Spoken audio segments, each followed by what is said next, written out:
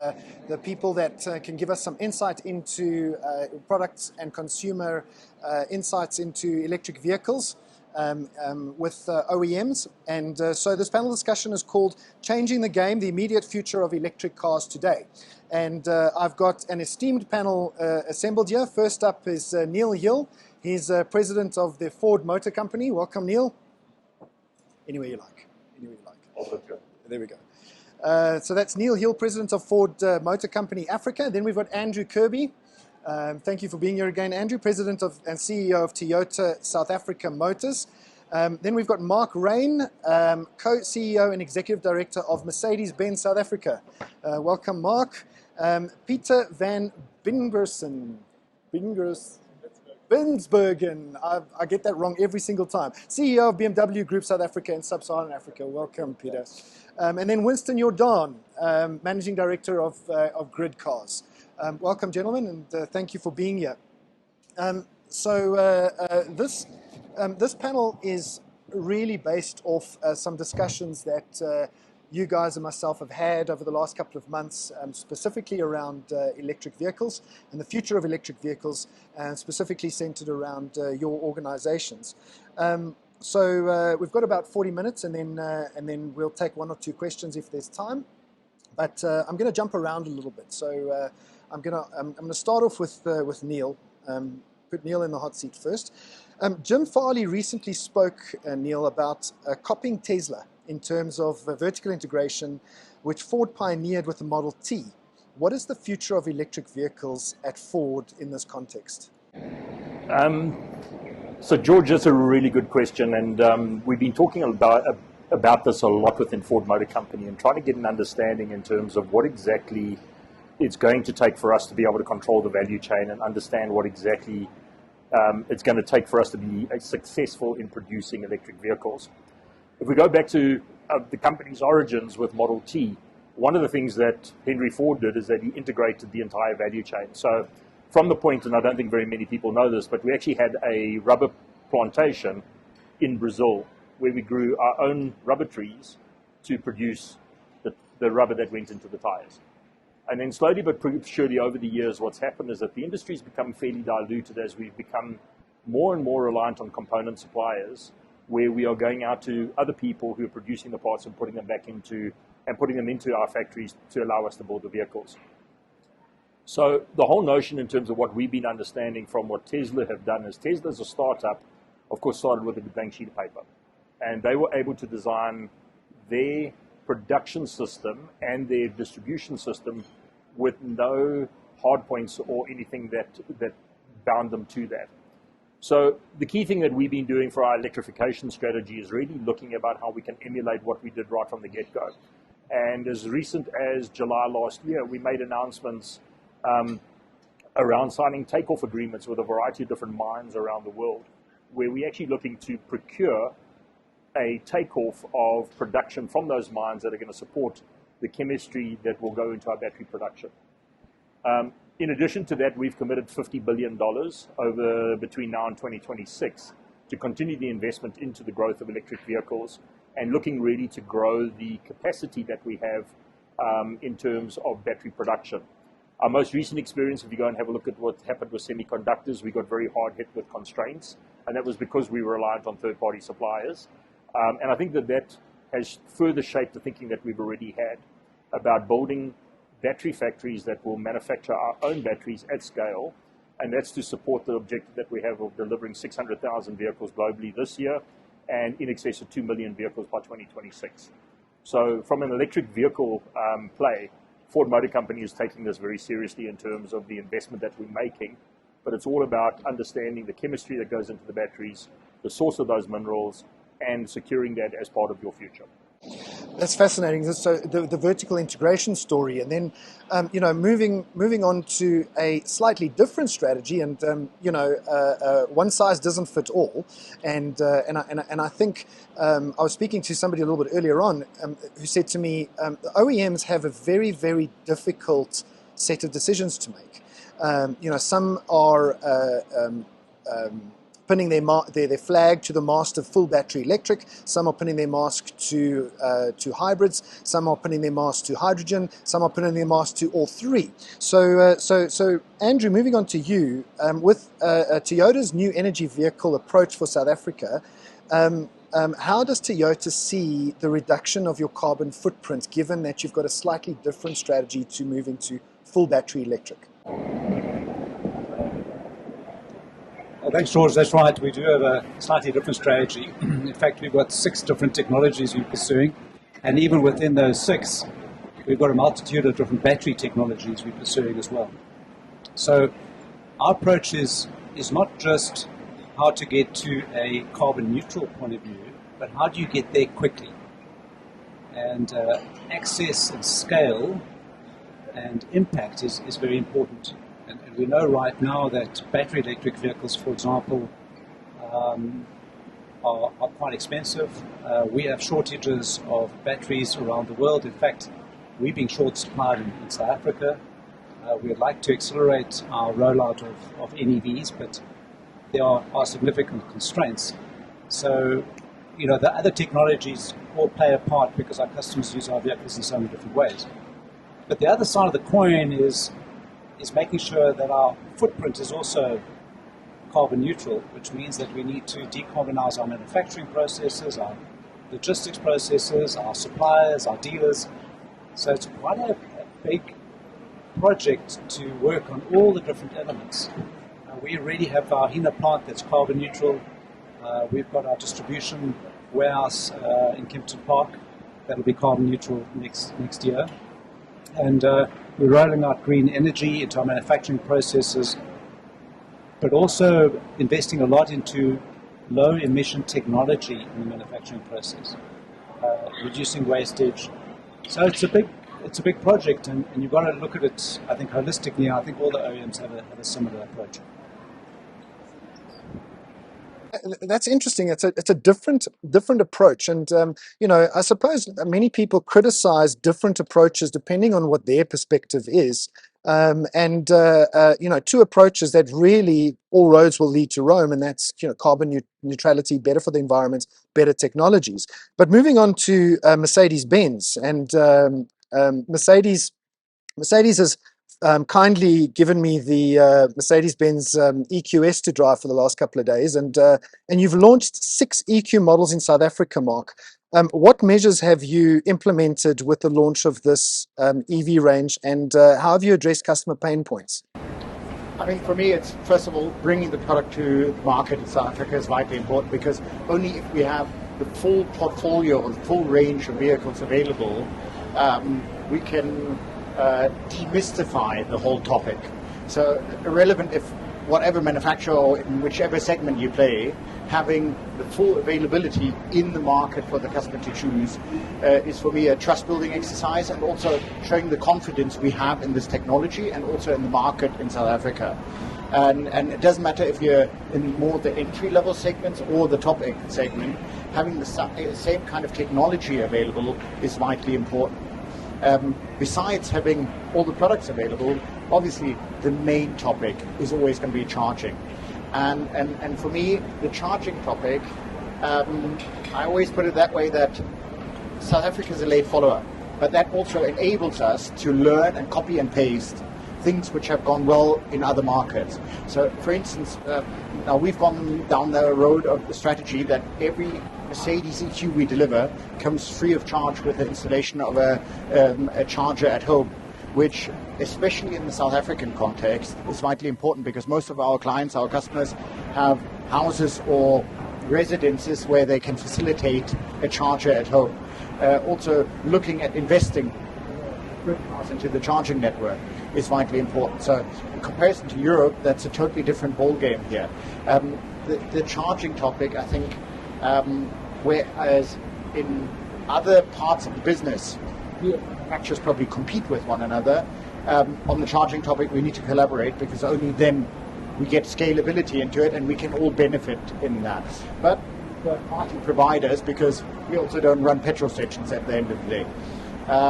Besides that, what is vitally important, that we've got a nurturing ground in South Africa, which is business and consumer friendly in order for the electric vehicle market to grow. Meaning looking at subsidy programs, looking at consumer support programs, looking at various aspects in order to facilitate the growth, not only the growth, but to also make it affordable for the consumer, irrelevant in which segment you play, but also a different angle to it, not only first vehicle price, but cost of ownership. But beyond that, what's vitally important is that we look at sustainability, but also e-mobility or electrification in a holistic context.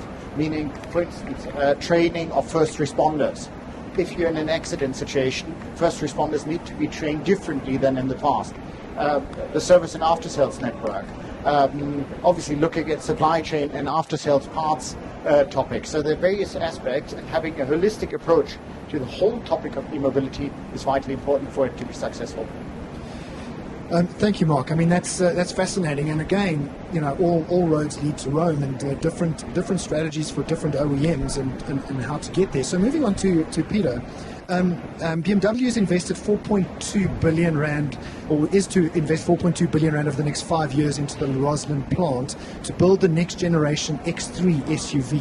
Now, that's exciting for me because we keep saying as a country, as an industry, over 64% of our produced vehicles in South Africa leave the country, and so now BMW is taking this approach to invest in the plant for battery electric vehicles. Tell us a little bit more about why it was selected and why BMW is doing this. Okay, George, there's two facets to that question. The first is the SUV itself, right? So, as you know, the BMW Roslyn plant has been part of our worldwide production network now since the mid-90s. And so the product allocation in this country is based on worldwide supply and demand trends.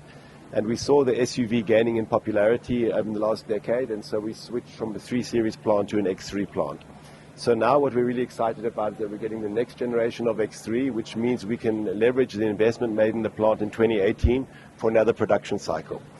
The big part of the 4.2 billion you're mentioning, though, is to really to invest in what's different about the plant looking to the future, and that's the plug-in hybrid you mentioned. So it's not a battery electric vehicle, it's a plug-in hybrid vehicle, which means it has 2 drivetrains, a petrol drivetrain and a battery drivetrain.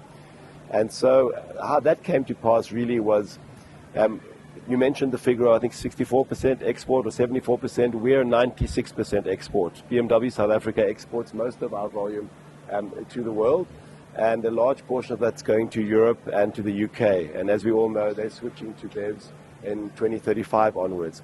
So we raised our hand with our parent company and said, we need to switch our plant here into the electric era, and we want to electrify the plant already with this production cycle. And of course, the ideal first step is a plug-in hybrid because it shares a lot of common components with the ICE engine vehicles. And so the invest required for that first step is manageable, and actually we could manage a business case with that despite the fact that our volumes in this country are not as great as they are elsewhere in the world. So I think it was really BMW AG recognizing the need to also electrify the South African plant, and the first step that being the plug-in hybrid. And we're really proud because we're producing the X3 plug-in hybrid for the world. It's made exclusively in South Africa for the entire world. That's really exciting stuff. And so none of these, I suppose the plug-in hybrid you can drive from your house, but from a battery electric point of view, without a public charging network infrastructure, we can't do anything with these cars. We could bring them in, make them, but we need a public charging network. So how many EV chargers, Winstone, are in South Africa at the moment? And how many EVs are there per charger in the country? And how does this compare to global numbers? Perfect. So in terms of number of EV chargers, firstly I'm going to say there's enough, and I think that's critically important. We can talk about numbers, but it's all smoke and mirrors when we play these things out. There are enough chargers within the major cities. There's enough chargers on all the major highways. If we're going to go through a December and everybody's going to go on holiday on the same day, yeah, we're going to have some challenges and we'll have to face those. But I think this is okay. It's not the end of the world. The EV drivers are certainly not upset about it. Nobody's out there saying, what's going to happen if we have to queue during December? So I think it's going to be a problem that's going to be worth saving in the long term. As the ratio, we really look good in this country, probably down to about five EVs per charger if we measure the numbers. So I think the rest of the gentlemen on the stage are going to have to step up and get some cars sold for us. But I think what is important is really, I had a meeting last week with a particular customer, and I think the message that came out for me was this, and that is, he first said to me, oh, but what about charging? And I'm going to just say, if they're a bulk buyer of cars and they're considering buying lots of cars at this stage, and they said, but charging is a problem. And how are we going to manage our customers? Because our customers are not necessarily, long-term EV drivers, they're a short-term EV driver. And how are we going to deal with all of these things? And because of all of this, they're hesitant. And my message was very simple. And I said to him, do not worry about any of that. Firstly, there is enough charging. Any problem that comes around the customers, it's customer training, we'll help them deal with it. Within a week, we can do whatever is necessary, whether it means integrating our back-end system to their back-end systems, to manage billing systems. I said, right now, you've got to find the model that works for you, get your price negotiated that you need for your vehicles, and get vehicles on the ground. There's no reason to let all the other things. And I think by the end of the meeting, it was clear and he understood that, where there might be 10 things they're worried about, whereas actually they should just worry about the one thing, which is the vehicle. Can they afford it? Is it the right price category? How is it going to work with their customers? All of the other things, you and I know, we both drive EVs. It wasn't hard to solve those problems. There was a small transition. And I think this industry for the charging side, while it is about how many chargers are there per car, and while it is about, have we got chargers everywhere on all of the major routes? Absolutely. And it's about, do we have at least 272 chargers available in public? Yes, we do. So it is about that, but it's much, much more about that journey for the customer. How is the customer going to experience this? How is he going to get into this new space? How is he going to learn about it? Is that message that he's getting accurate and consistent? And I think we see a lot of that being the biggest challenge, is getting a consistent, accurate message to the customer, so the customer feels comfortable buying the vehicle. Obviously, our job is to try to do that to a large degree. And part of that messaging is putting charges out there, being visible about them, saying this is where they are, relax, we've got you covered, you've got a problem, call us, we'll pick up the phone any time of the night, and we'll help you through your issues and get you onto the road. And I think once you do that, that opens up the floodgates, and from a sales perspective, we can drive the market and get vehicles into the market. And I look forward to the day that we're sitting here and the OEMs are saying to me, listen, have you seen the projections for the next 2 months? We're going to be 25, 35 vehicles per charging point. You're falling behind. I can't wait. I think it's going to be such an amazing challenge. And not just for me, but even just the other players in the industry, that are looking for that time, because that's when it starts to make business sense. That's when you can start to really see the business models and build more concrete models for our investors, for people investing in supporting us.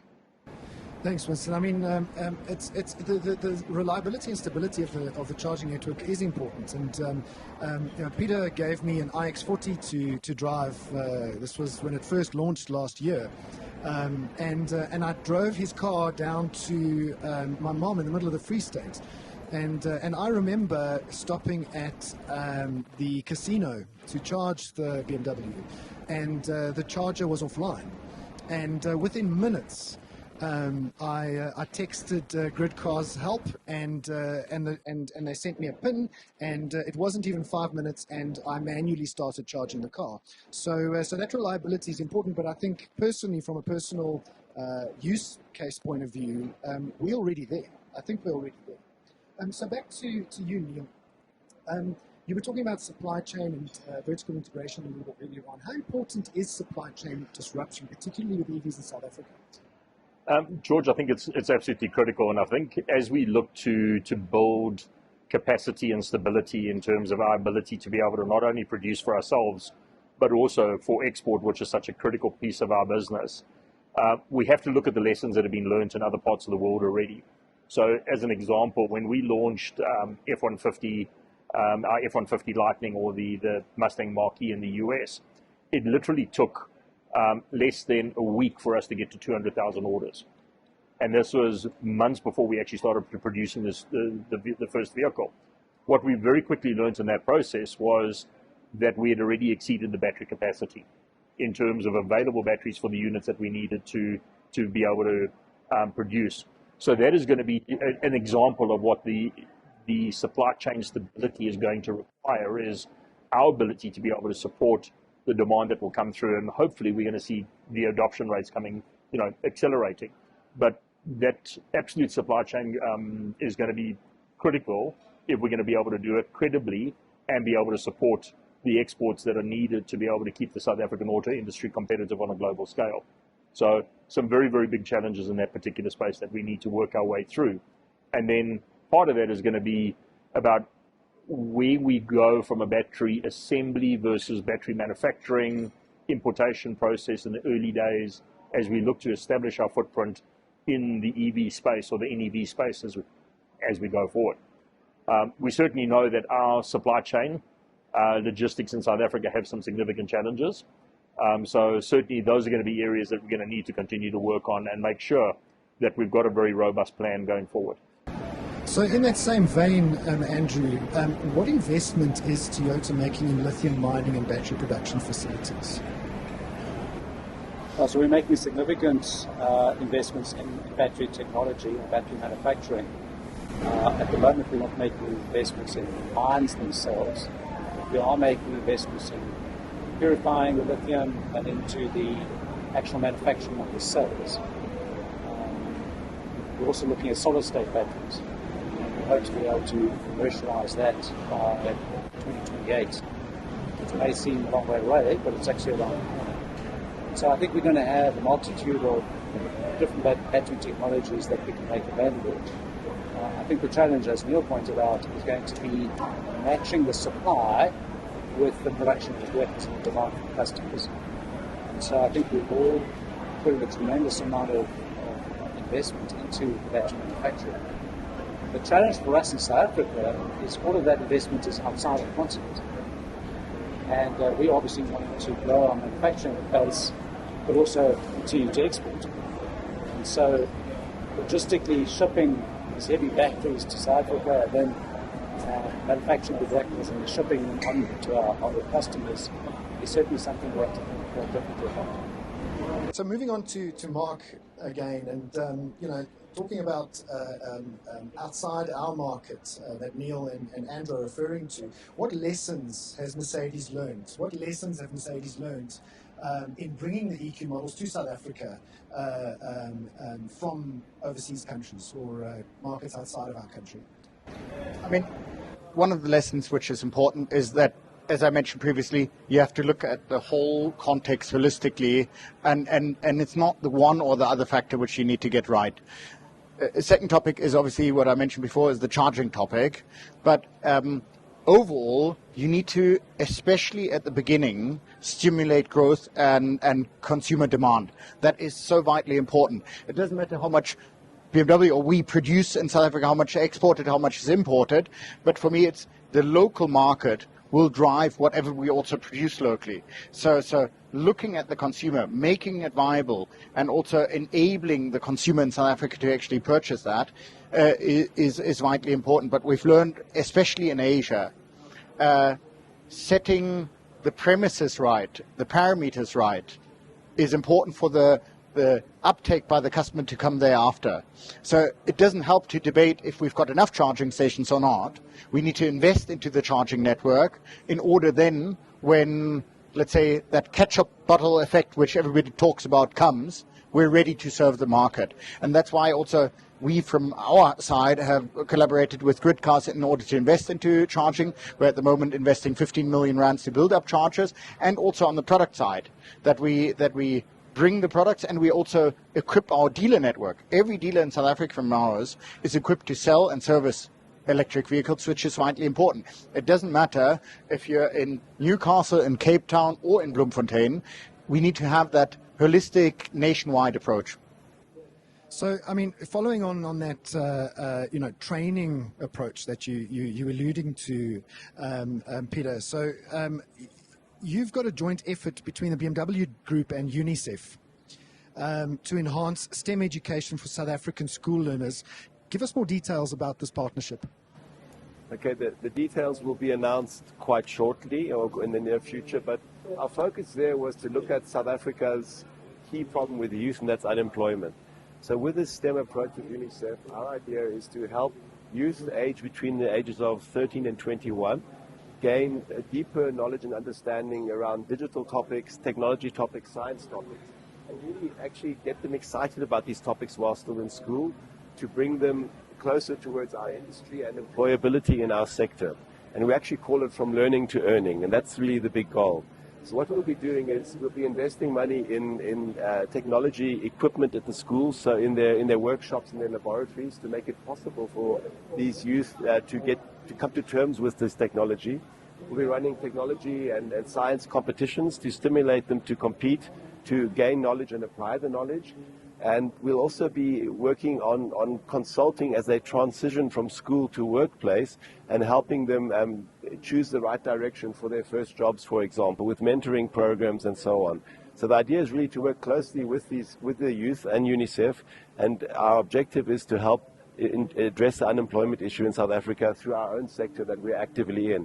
And as you know, George, we spoke a while back, we're not only in producing cars in South Africa. In fact, our slogan is we produce more than just cars, right? So we produce cars here, we service them here, but we also have an IT hub here which produces IT software for about 52 countries globally. And those are exactly the jobs that we can also offer the youth of this country. And it's a very interesting place to work, and a place where young graduates can start and learn their way within the company as well. So we're very positive about that. It's good to see that big South African OEMs are investing in projects like that.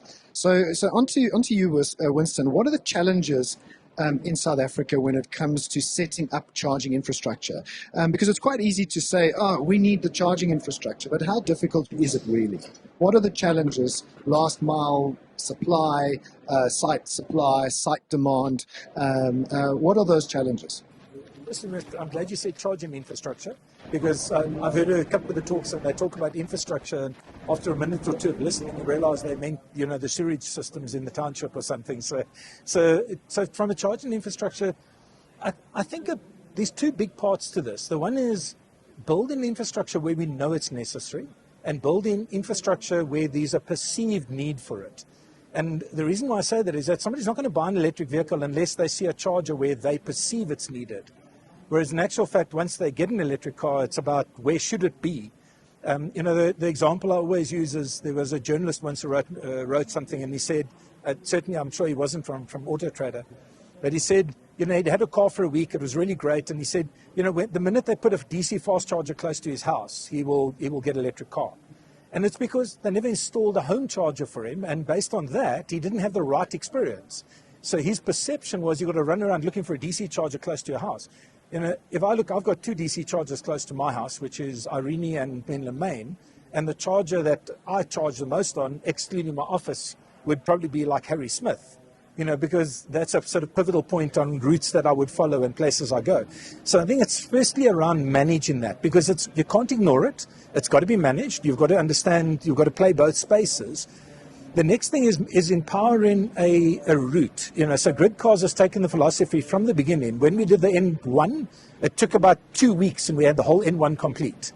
So we didn't come and say, we're going to put one down in Bloem, and then everybody's, but nobody's charging in the Bloem charger. Well, then don't worry, the highway's dead.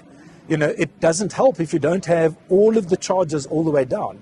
So we literally identified the locations, negotiated them. We had one or two that were taking a bit longer. We held off on the whole highway until those were ready, and then we went and rolled it all out.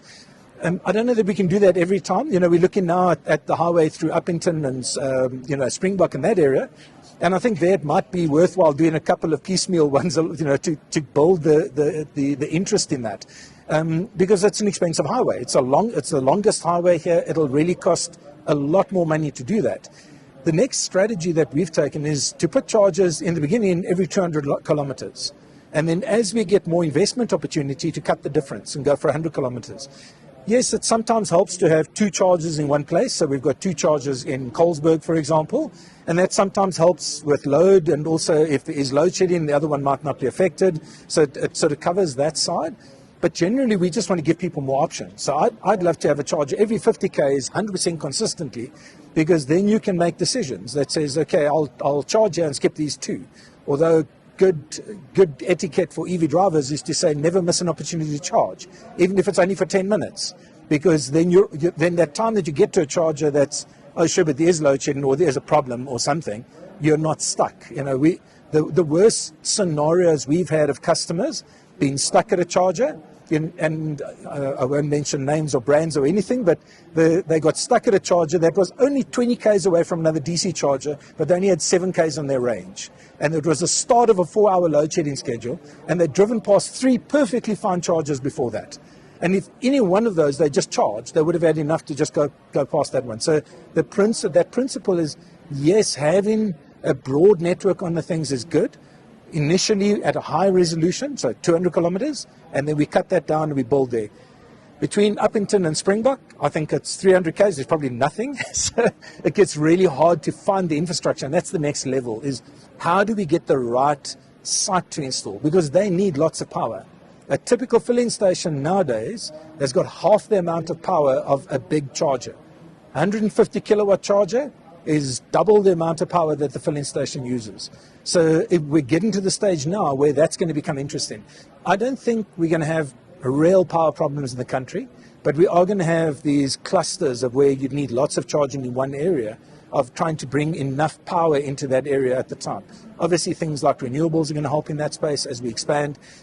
Making the right deals with the municipalities in those areas is going to be pivotal. So we're doing a lot of work with municipalities now to understand that and understand how do we expand into these areas in a safe way that we can do this sustainably and practically. Thanks, Winston. That's very interesting, and I've been told to cut it off. So gentlemen, that was fascinating. Mr. Neale Hill, President, Ford Motor Company Africa. Andrew Kirby, President and CEO, Toyota South Africa Motors. Always get those two wrong. And then Mark Raine, CEO, Executive Director of Mercedes-Benz South Africa. And then Peter, CEO of BMW Group South Africa and Sub-Saharan Africa. And Winstone, Managing Director for Grid Cars. It's been epic. Thank you very much. I hope you guys have learned something. See you at the next one. Thank you.